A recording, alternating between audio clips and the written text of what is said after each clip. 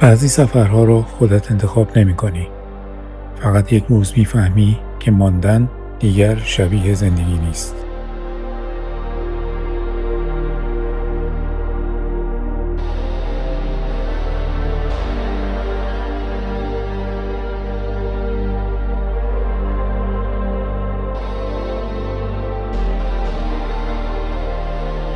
دی‌ماه بود.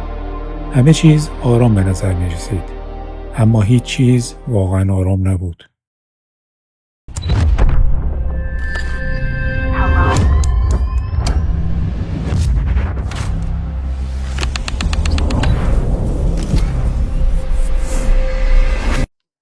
For those who may not still know, since January 8, Iran has been under complete internet shutdown. People have been pushed into silence and darkness, cut off from the outside world. There is no reliable internet, no stable mobile connection, and no way for them to show what is happening in that country or ask for help.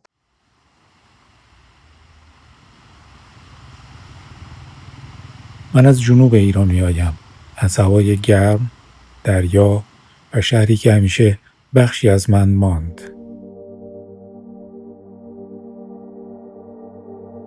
بیشتر از 20 سال پیش بدون آشنا رفتم تهران. برای دانشگاه، کار و ساختن چیزی که فقط در ذهنم وجود داشت.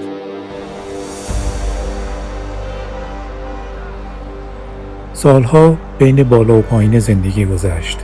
بین ساختن، از دست دادن، شروع دوباره.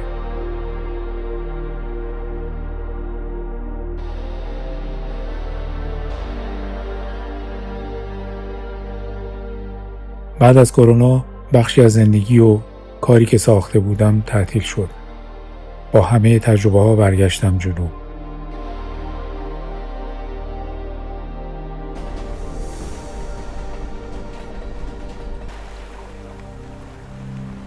سه سال آنجا ماندم. اما انگار ذهنم جای دیگری بود.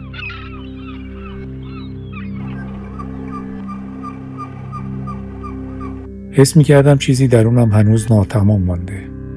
اولین فرصت سفر پیش آمد. استانبول. Perhaps a dozen helicopters that were assigned that day for combat support. The Major General in charge of the American Division was in the air that day. The Colonel in charge of the brigade was there. The head of the task force was there. Within a few days, 300 or 400 men, GIs knew about it. And yet nobody said anything. Nobody reported it.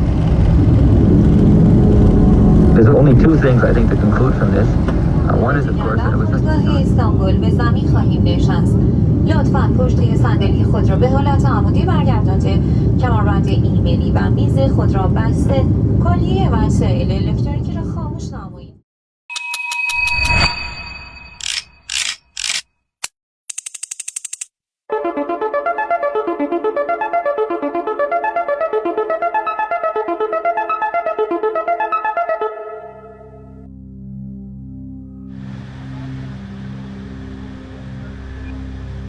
قرار نبود زیاد بمانم.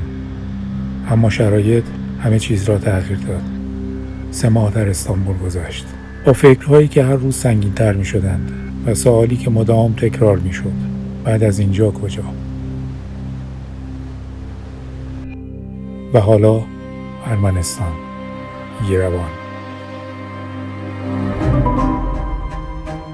شاید این فقط یک سفر نباشد. شاید شروع قصه‌ای باشد که هنوز خودم هم پایانش رو نمی‌دانم.